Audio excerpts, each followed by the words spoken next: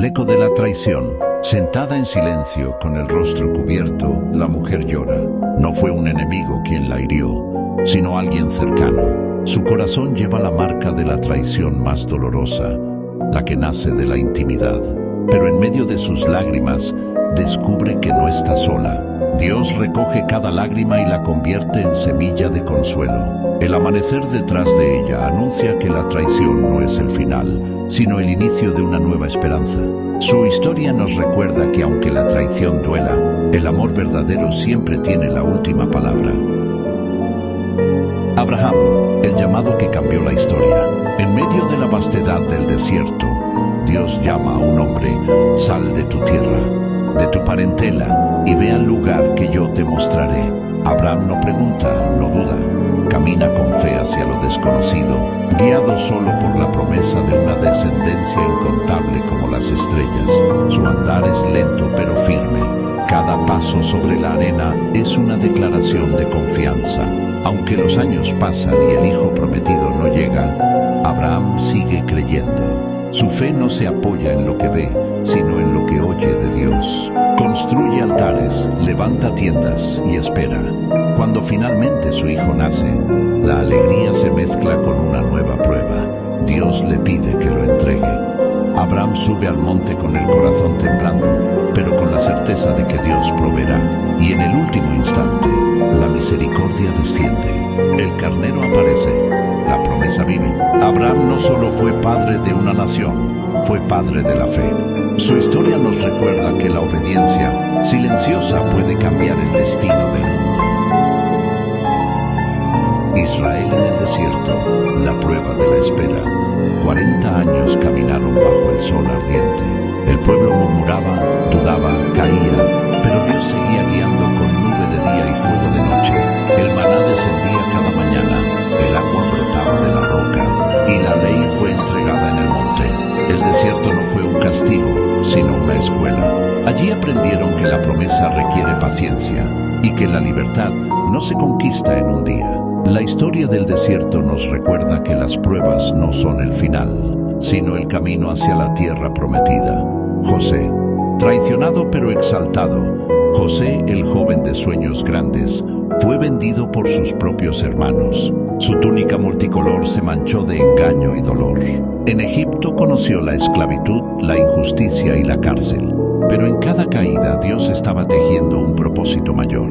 El soñador se convirtió en intérprete de sueños y el prisionero en gobernador. Cuando el hambre golpeó la tierra, José fue instrumento de salvación. El traicionado se convirtió en el que perdona. Su historia nos enseña que la traición no destruye el destino, sino que lo prepara para brillar con más fuerza. El hombre que no dejó de creer, Job lo perdió todo: riquezas, hijos, salud.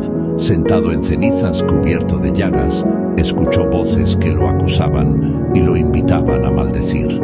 Pero Job levantó su mirada y dijo: yo sé que mi Redentor vive. Su dolor fue real, su llanto profundo, pero su fe permaneció. Al final, Dios restauró lo perdido y multiplicó su bendición. Job nos recuerda que la fe verdadera no depende de lo que tenemos, sino de quien sostiene nuestra vida en medio de la tormenta. El Hijo del Hombre fue levantado en un madero sencillo, sin ornamentos, sin gloria humana. Sus manos atravesadas, su cuerpo inclinado, su mirada fija en el cielo. No era la forma del madero lo que importaba, sino el peso del amor que cargaba. Cada herida hablaba de misericordia, cada gota de sangre de perdón. En la soledad de ese sacrificio, el mundo entero fue abrazado. El madero se convirtió en puente entre la culpa y la gracia, entre la muerte. La noche era fría y el miedo se sentía en el aire. Pedro, aquel que prometió morir por su maestro, ahora se encontraba sentado junto al fuego, tratando de pasar desapercibido. Pero en la penumbra, las miradas lo acechaban. Cada vez que alguien lo señalaba, el corazón de Pedro se aceleraba. El nerviosismo se reflejaba en su rostro iluminado por las brasas. Apón, tú también estabas con él, decían las voces. Y 3 veces el miedo fue más fuerte que su lealtad. De pronto, el silencio de la madrugada fue roto por el canto de un. Esa silueta sobre el tejado no solo anunciaba el sol, sino que despertaba la conciencia de un hombre que se sentía roto. Pedro salió y lloró amargamente, con el rostro cubierto por sus manos, sintiendo que no había vuelta atrás.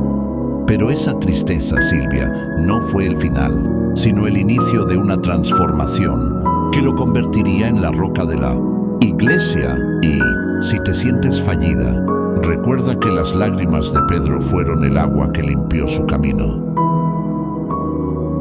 El monte Calvario estaba cubierto por un cielo gris, casi negro, como si la creación misma estuviera de luto. Allí, en medio de la agonía, 3 cruces se alzaban. A un lado, un hombre con el corazón endurecido por el crimen gastaba sus últimas fuerzas en la burla. Pero al otro lado había alguien diferente. El segundo ladrón, mirando a Jesús a pesar del dolor, vio algo que nadie más veía: un rey. Con voz quebrada, confesó su falta y lanzó un ruego desesperado: «Acuérdate de mí cuando vengas en tu reino». En ese instante, un resplandor suave pareció iluminar su cruz. Jesús, en medio de su propio sacrificio, le regaló la promesa más hermosa: «Hoy estarás conmigo en el paraíso».